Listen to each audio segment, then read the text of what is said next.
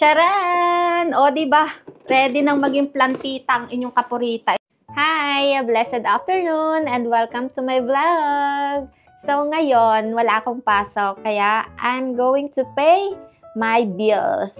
Pero bago ang lahat, ito muna ang aking aurahan ngayon dahil ayoko mag-ayos ng buhok, kaya mag-cap na lang ako. And tamad din ako magpayong, kaya hindi ako magdadala ng payong ngayon. Protect ko na lang itong ulo ko. Okay? Let me have here my bag. Ito lang ang dadalhin ko ngayon kasi tamad akong magpayong, tamad akong magdala ng mga kung ano-ano, kaya ito na lang maliit na bag. And look what is the inside my bag. Itong dadalhin ko, oh. Para pag meron akong binili, isang dalahan na lang. Tcharam! May tote bag. Binili ko to sa Daiso, 100 yen.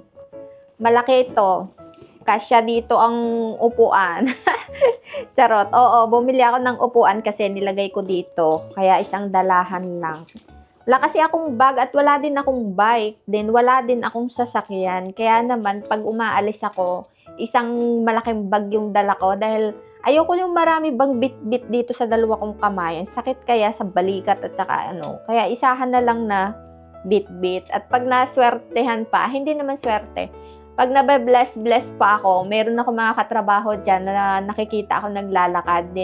Kita nilang pag yung malaki kong bag na yun, maraming laman, isinasakay nila ako. O, diba? Kaya malay mo, mamaya, magkunwari akong ugod-ugod doon sa dala ko at kumwari dami kong pinamili, tapos may makakita sa akin. Hindi, makakalibre na naman ako ng sakay. Charot, charot.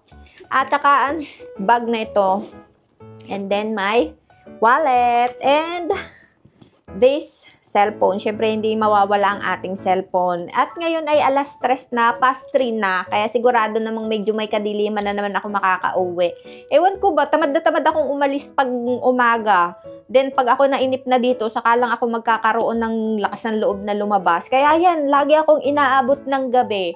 And meron lang ako ditong binigay ng aking butihing pastora. Ito, kanya itong ano na to, flashlight. Na kasi, ang lakas nito, pag sa gabi, itong LED light na to, pag ginamit mo, mas malakas pa dun sa, flashlight ng cellphone ko. Kaya, ang ganda niyang gamitin sa gabi.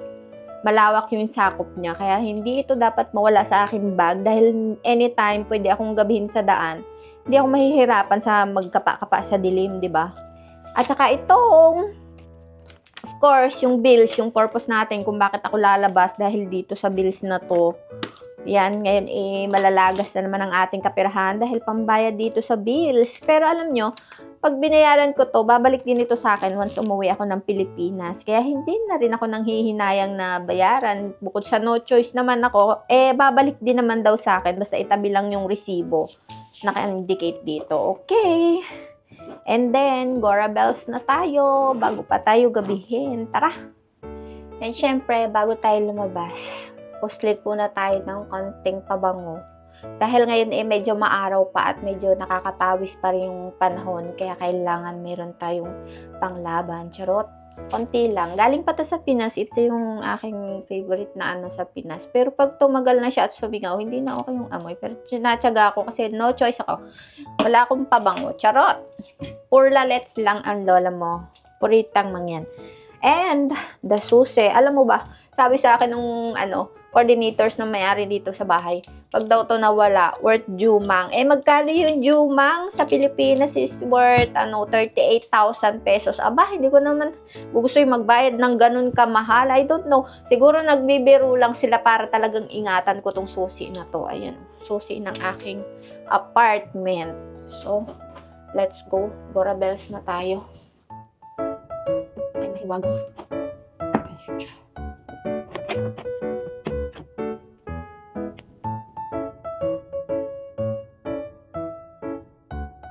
Ayun, nakalimutan kong magdala ng face mask.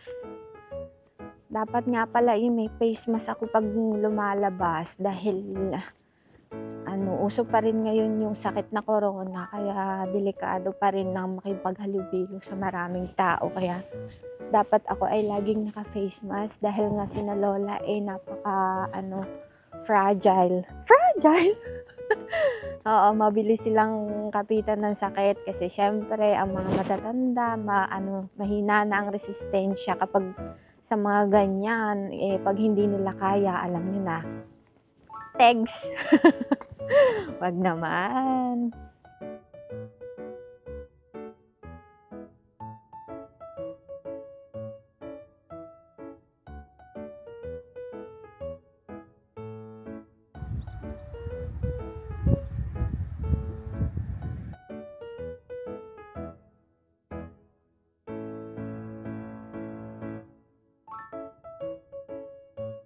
Ay, sa wakas, sa haba-haba din ng aking pag-aantay, ay dumating din ang bus na ito. Pero dito ako lagi sa likod sumasakay kasi ayoko maka-istorbo sa unahan. Kasi pag sa unahan ka kasi, kitang-kita ka ng mga nasa likuran.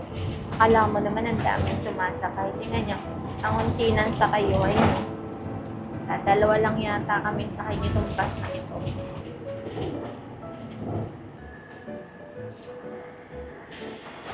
So, ayun guys, dito tayo sa 7-Eleven na to bibili at magbabayad ng aking bills.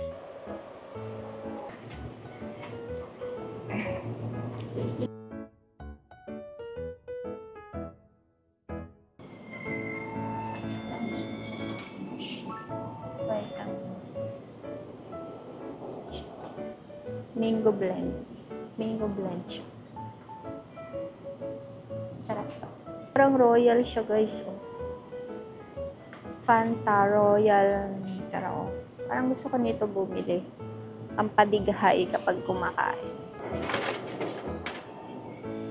So, ayan. Bumili muna ako guys ng drinks ko para ngayon. Dahil babalik pa naman ako dito mamaya. Dito rin kasi ako sasakay sa tapat ng 7-Eleven. So, bibili muna ako ng drinks for the meantime. And then, babayaran ko yung bills ko dito sa counter para makapunta pa ako sa ibang store. Kasi pag namili na ako, hindi na ako makakapagbitbit ng mabigat.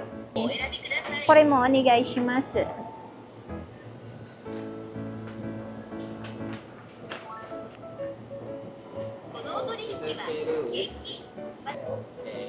Okay. Mo yoroshii desu ka? Arigatou gozaimasu. Diba? Yon guys, talbog ang ating kaperahan dahil sa bayarin na yon. Pero don't you worry, babalik din yun sa atin kapag umuwi tayo ng Pilipinas. Pero ayun, isipin na lang natin na ipon yun para hindi na sumaba ang ating kaloob-looban. Charot!